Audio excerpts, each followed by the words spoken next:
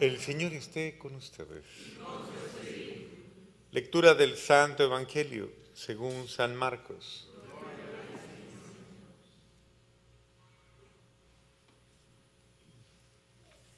En aquel tiempo, al salir Jesús de la sinagoga, fue con Santiago y Juan a casa de Simón y Andrés. La suegra de Simón estaba con fiebre y enseguida le avisaron a Jesús. Él se le acercó y tomándola de la mano, la levantó y en ese momento se le quitó la fiebre y se puso a servirles. Al atardecer, cuando el sol se ponía, le llevaron a todos los enfermos y poseídos de demonios, y todo el pueblo se apiñó junto a la puerta. Curó a muchos enfermos de diversos males y expulsó a muchos demonios, pero no dejó que los demonios hablaran, porque sabían quién era él. De madrugada, cuando todavía estaba muy oscuro, Jesús se levantó y salió y se fue a un lugar solitario, donde se puso a orar. Simón y sus compañeros le fueron a buscar, y al encontrarlo le dijeron: todos te andan buscando. Él les dijo: vamos a los pueblos cercanos para predicar también allá el Evangelio, pues para eso he venido. Y recorrió toda la Galilea, predicando en las sinagogas y expulsando a los demonios. Palabra del Señor.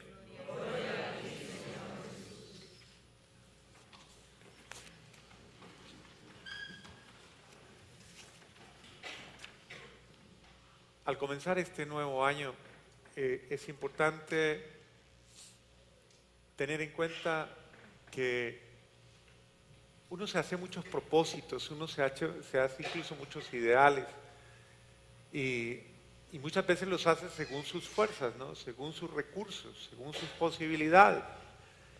Y lamentablemente uno, pues como pone toda la inquietud, toda la iniciativa solamente en mis posibilidades, comienzo a experimentar también muchas veces que no puedo, que me voy fallando a mis propósitos. Entonces se propuso bajar 1 kilo y se engordó 3 más. Entonces, y eso le duele. No volver a pelear con su marido y se pasa el día alegando con él. Pero a usted no le pasa eso. Y así sucesivamente vamos experimentando muchas veces.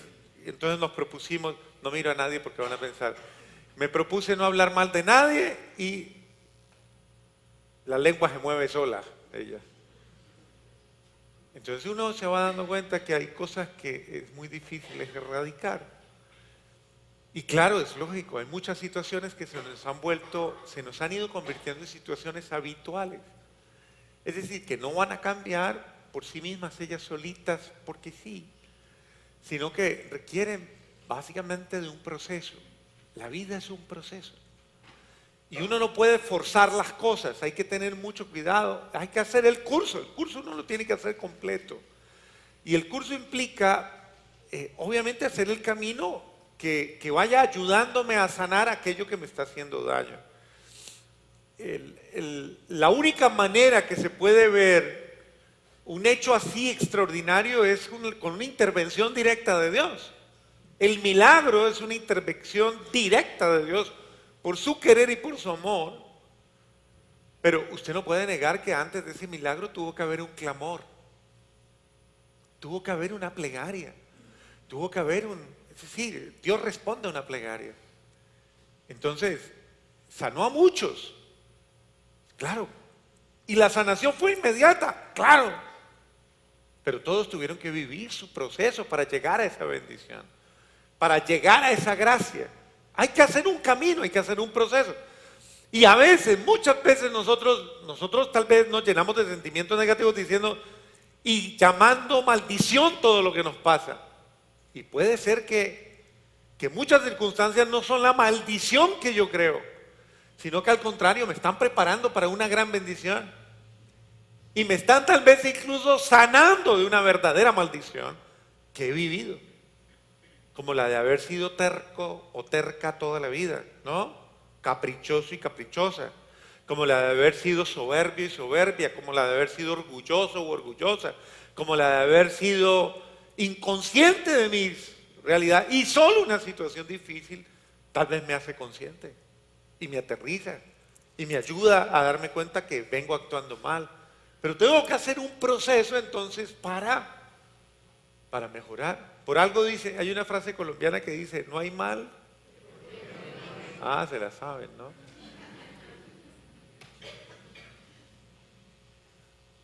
Eso quiere decir que no todo lo malo es en esencia necesariamente malo. Hay situaciones que, aunque son pruebas, ellas vienen tal vez a ayudarnos a ser mejores. Una crisis familiar. Uno o se pone en crisis o lo ponen en crisis o uno pone en crisis a los demás, ¿no? Por diversas razones. Pero lo importante es darme cuenta, o sea, aclarar, a hacer las cosas, darme cuenta. Por eso es importante eventualmente yo preguntarle a los de mi casa, ¿usted sí es feliz conmigo? Usted debe preguntar a los demás. Usted debería preguntar, ¿yo sí le hago bien a usted o no?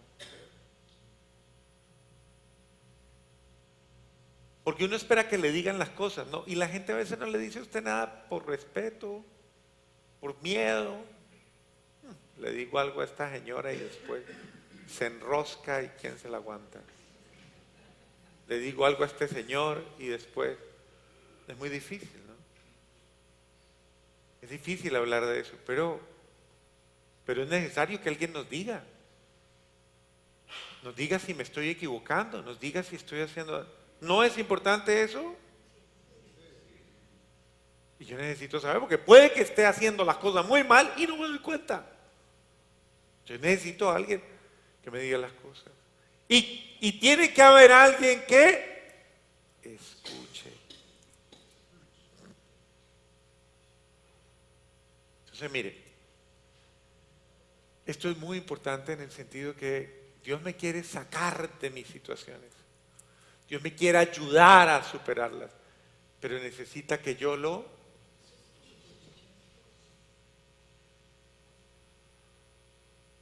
Y la lectura de hoy va en esa línea, ¿no? Dios está tratando de guiar a Samuel, de mostrarle un camino. Pero lo primero que tiene que hacer es llevarlo, y es el itinerario, a la escucha. ¿De qué? A la escucha de su yo. Muchos de nosotros somos expertos en escuchar nuestro yo caprichoso, nuestro yo egoísta, nuestro yo mal pensado, nuestro yo rencoroso, envidioso y miles de cosas más. Muchos somos expertos en escuchar la voz del yo. Entonces, usted la escucha tan rápidamente que inmediatamente actúa. De pronto dice cosas como estas, por ejemplo. No dejo ver esta platica de mi suegra porque va y me la pide y me la quita. Cosas así. Y así sucesivamente, o sea, su yo le dice rápido, esconda lo que no le conviene. Ese es el yo que le va instruyendo de una manera negativa, ¿no? Y siempre en su beneficio personal. Entonces usted sí escucha, pero no lo que debe escuchar. Escucha lo que no debe escuchar. El otro es el ruido de la carne. ¿Se acuerdan cuál es el ruido de la carne y de las pasiones desenfrenadas? Que lleva a muchas cosas. Bien a una falsa escucha de una necesidad de compensación emocional o simplemente corporal, escuchar una falsa necesidad y seguirle el juego a eso. O escucha todos los ruidos emocionales y afectivos, entonces comienza a escuchar voces negativas y todas las voces que le llevan incluso a la depresión o a la tristeza o a la amargura o a la soledad. A eso no hay que prestarle oídos. Porque es que ahí no hay luz, o sea, en la carne no hay luz, en el mundo no hay luz. ¿Cuáles son los tres enemigos del ser humano? El mundo, el demonio y la carne. Y los tres hablan. El tener, el poder y el placer. Y los tres gritan. Entonces, uno tiene que comenzar a depurar, a limpiar su oído, a limpiar su mente y su corazón. Cuando usted tiene en su corazón falsas necesidades, usted escucha falsas voces y se engaña a sí mismo. Hay que aprender a limpiar entonces mi corazón enfermo en busca de necesidades falsas para comenzar a escuchar la verdadera voz que me va a hacer bien a mí y a todos los demás. ¿Y cuál es esa voz? Pues la voz de Dios. La voz de Dios es la voz de la cordura, es la voz de la conciencia, es la voz de la sensatez, es la voz de la humildad, es la voz de la verdad que me desnuda, es la voz del reconocimiento, es la voz de la sinceridad, es la voz de la transparencia que me habla de estar incluso con tranquilidad conmigo mismo, con tranquilidad de conciencia. Por algo dice el apóstol Pablo, si tu conciencia no te condena, nada te condena. Pero si tu conciencia te reclama, eso quiere decir que hay una voz que no está conforme, que te está diciendo algo no está bien. Y no te hagas el de la oreja y no te hagas el sordo, porque hay gente que es sorda, pero hay otra que se hace sorda, ¿no? O se hace la sorda, porque como no me conviene escuchar. Entonces, Dios sí quiere ayudarle a usted a ser mejor y a ser feliz, pero Dios necesita que usted le escuche. Y es que el que no escucha la voz de Dios no va en camino a su felicidad. Si usted se escucha a sí mismo, va en camino a sus torpezas y a sus torpezas y a sus caídas y a sus errores, porque está escuchando solo la voz de su terquedad y de sus cosas. En esto hay que aprender a ser humildes y a escuchar la voz de Dios. Por eso, veámoslo de esta manera. Samuel, cada vez que escuchó la voz, fue donde Elí a preguntarle a Elí, ¿me llamaste tú? Yo no te he llamado. Sin embargo, él escuchó una voz. La segunda vez es el itinerario. La tercera vez, hasta que Elí le dijo, no soy yo. Es el Señor el que te está llamando. Cuando Él te llame, háblale y dile, habla al Señor que tu siervo escucha. Podríamos decir que ese llamado, esa voz que escuchamos pudo ser la voz de un sufrimiento, de una pena, la voz en el hogar, de una madre, de un hijo, de un esposo, de una esposa. Es una voz ocasional que me llama.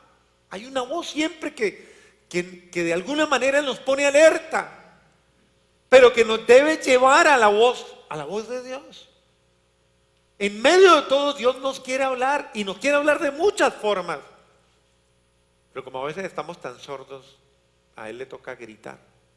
Por eso es que yo grito en las homilías.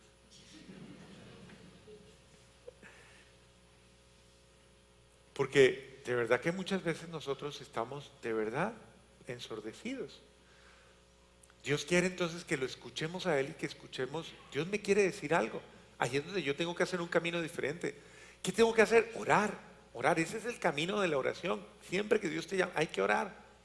Cuando Dios le llame a usted, ore, habla de su corazón, ábrale su corazón. Por ejemplo, se levantó hoy a las 3 de la mañana. Y entonces, ¿qué va a decir? Ay, no, me pongo a ver novelas. O me pongo a... No, póngase a orar. Dispóngase. Dios, ¿para qué me llamó? Les voy a contar una cosa que me pasó en el viaje a Tierra Santa. a Jerusalén, ahorita que fuimos.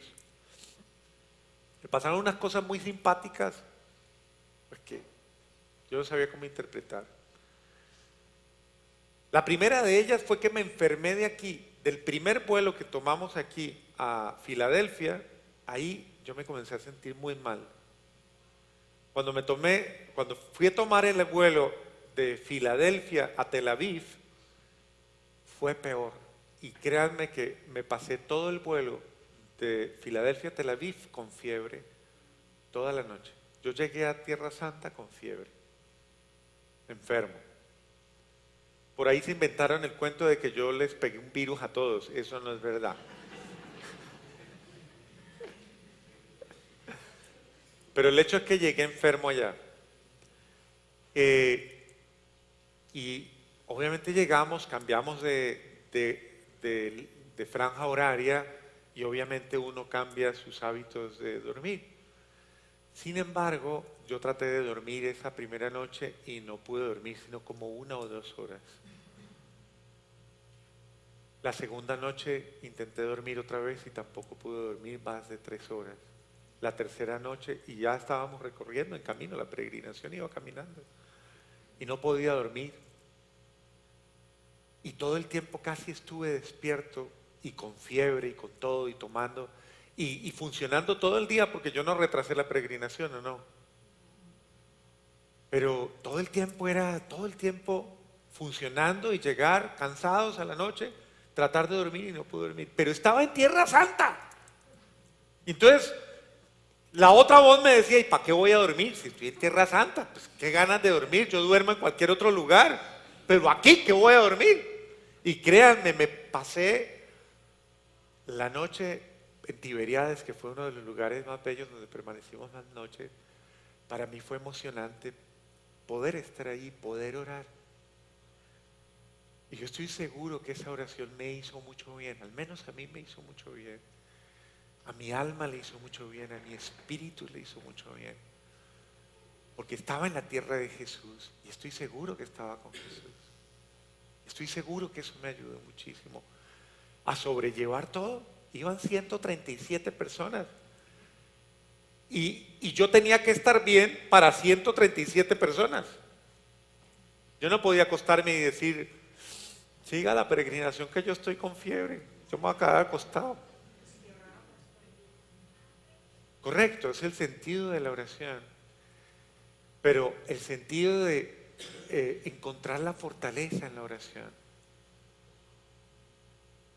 Y créanme que la paz que da orar y la alegría que da orar y la certeza que da orar, llega un momento que tú te das cuenta que la carga no la llevas tú, la carga la lleva Él, aquí en el que me he puesto mi confianza, y Él me descansa, y Él suaviza mi carga, y Él me alivia, y Él me da algo, me da incluso lo que yo no puedo darme, lo que no puedo lograr por mi medio.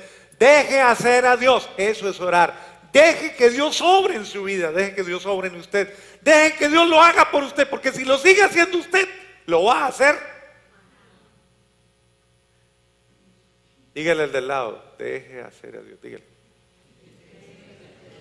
No lo haga usted, porque usted lo hace mal, dígale.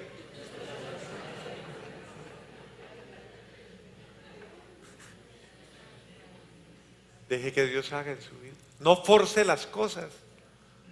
Es decir, ese es el sentido de la oración. ¿La oración qué es? Dejar que Dios obre en mi vida, dejar que Dios lo haga en mi vida. Comencé diciéndoles esto, vivimos muchas veces momentos de tristeza porque tratamos de cambiar y no podemos cambiar. Es que usted no va a poder cambiar. El único que va a poder hacer que usted cambie se llama, déjelo hacer a Él en usted, deje que Él le dé la capacidad para hacerlo. Yo no puedo cambiar por mis propios medios. Necesito mucho de Él para que se dé un cambio en mi vida. Mucho de Él. Lo necesito a Él. Necesito estar como estuvo Samuel frente al Señor. En actitud de encuentro, de escucha. Si usted le dedica más tiempo a Dios en esa actitud de Samuel, de escucha, en actitud de encuentro con el Señor, usted va a ver cómo Dios va a obrar milagros en su vida. Pero deje que Dios lo haga.